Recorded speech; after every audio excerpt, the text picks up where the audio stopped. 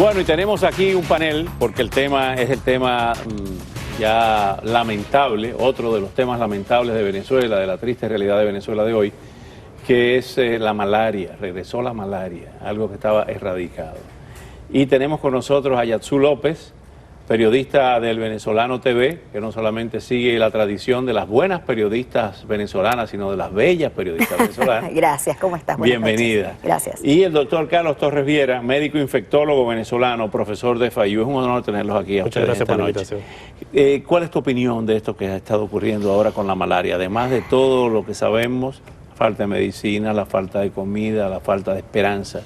Ahora viene este tema. Es lamentable porque Venezuela, y creo que el doctor puede dar toda una explicación al respecto, hace más de 70 años erradicó, fue uno de los primeros países de este continente que erradicó la malaria. Y simplemente por negligencia de este gobierno, por tratar de ocultar las realidades, por no buscar realmente alternativas, hace que esto no solamente se genere en el 2016, sino que venga en crecimiento desde hace muchísimos años y ya a los niveles que estamos ahorita. No hay, Oscar, en ninguna parte del país realmente estadísticas, que es lo que se llamaba las semanas epidemiológicas, que uno como periodista señalaba para que tomaran las acciones, como están tomando acá con lo del Zika. Eso no existe desde hace muchísimos años en Venezuela y creen que con esto van a callar lo que está ocurriendo actualmente. Qué horror. Doctor Carlos Torres Viera, ¿por qué volvió la malaria a Venezuela? Por diversas razones, pero básicamente hay, por supuesto que en el regresar de la malaria hay elementos atmosféricos, ¿okay? Que tiene que ver con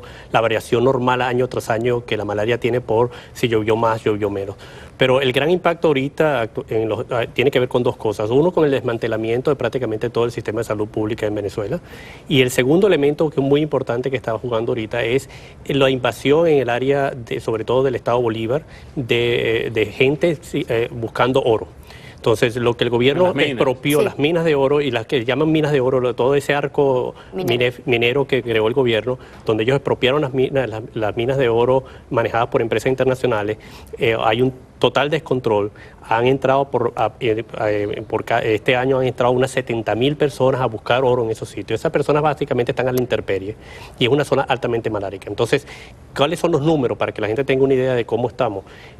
Como dijo ella, la malaria se erradicó en 1961. Fue el primer país, incluso antes que los Estados Unidos, que erradicó la malaria de casi todas las zonas urbanas. Quedaba malaria en zonas selváticas, pero casi todas las zonas urbanas.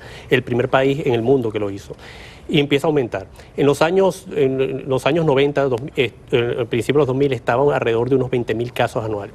Ahorita estamos recibiendo, en lo que va de año, hemos visto 125.000 casos. 125.000. Quédese ahí, doctor, porque vamos a ver un magnífico reportaje de la BBC de Londres sobre la malaria en las minas y para educar a nuestros televidentes en qué forma se puede erradicar esto o por lo menos contrarrestar cuáles son los síntomas y cuáles son los antídotos. Me lo explica cuando regresemos luego de ver este reportaje. Jesús ha sido minero por 25 años y ahora tiene los síntomas de la malaria una vez más. Ataca con escalofrío, dolor en los huesos, fiebre, dolor de cabeza. Jesús ha sido infectado 54 veces y el resto de su familia también ha tenido malaria en varias oportunidades. Según él, no hay minero que no haya sido picado por el mosquito anófeles, aquel que transmite la malaria. Esta es la típica carpa donde duerme un minero. Algunos usan mosquitero, pero la mayoría no. Hay basura por todas partes y uno puede sentir el olor del lodo que viene de la mina que está apenas a unos metros, así como los baños improvisados que usan. Esto es, en realidad, el paraíso para un mosquito.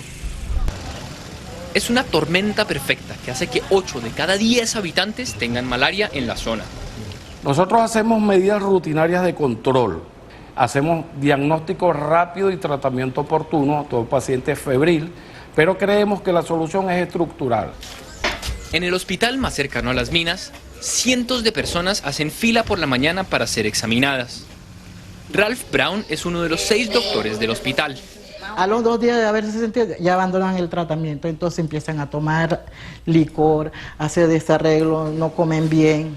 El tratamiento es pagado por el Estado, pero últimamente la gente se ha empezado a quejar de escasez de medicamentos y equipos deteriorados. Teníamos una escuela de malariología que era reconocida internacionalmente. Ahora tenemos una situación que viene en retroceso y la malaria nos vuelve a amenazar en avanzar sobre territorios en donde la enfermedad había sido erradicada. Ahora, del médico para la periodista. Doctor, había un instituto de malariología que fue quitado, Sí, ¿lo quitaron? había un instituto de malariología creado por el doctor Honorio Gabaldón cuando empezó todo el proceso de erradicación de malaria, que estaba en la sede en Maracay, en el estado de Aragua. O sea, prácticamente todo el sistema, toda la estructura de control, no solo de la parte de malaria, sino de control de enfermedades endémicas en el país, ha sido prácticamente desvalijada. No hay vacuna para eso. No hay vacuna pero hay tratamiento. Está claro qué es lo que se tiene que hacer, y tan claro está que el plan de la Organización Mundial de la Salud era la reducción del 75% de la malaria, de casos de malaria comparado con el 2000 al 2015. La mayoría de los países como Brasil, por ejemplo, Colombia, redujeron la malaria por lo menos en un 50 o un 55%. ¿Qué es la hidratación, fumigación? Tratamiento médico, diagnóstico rápido de la malaria, tratamiento inmediato de la malaria para que entonces esos pacientes no sigan infectando. ¿Cuál es el tratamiento? Son tratamientos médicos, son distintas drogas que se pueden utilizar, pero son tratamientos que la quinina, ¿no? Uno es ese, pero hay otros tratamientos también, y depende del tipo de malaria que tú tengas. Y esos son tratamientos que en Venezuela siempre lo ha prohibido el Ministerio de la Salud. Yatsu López, ¿por qué no se pide a los organismos internacionales como Naciones Unidas que ayuden, que vayan a Venezuela? Porque el gobierno, la política del gobierno durante muchísimos años ha sido ocultar las cifras para que no sea señalado como negligente. El problema que radica en este momento es muy grave, porque no solamente es la malaria, tenemos el dengue, tenemos la chikungunya, tenemos el Zika, y todos estos elementos en ningún momento se han podido erradicar, sino tienen más bien picos en donde no hay ni siquiera tratamientos para tratarlos. Entonces, cuando tú vienes a ver la situación dentro de Venezuela, es de verdad de preocupación, y sobre todo lo que esto puede causar en América Latina. Tienes a Brasil, tienes a Colombia, si no se toman las condiciones es muy grave. Claro. Tienen que seguir viniendo al programa, porque estos temas lamentablemente siguen.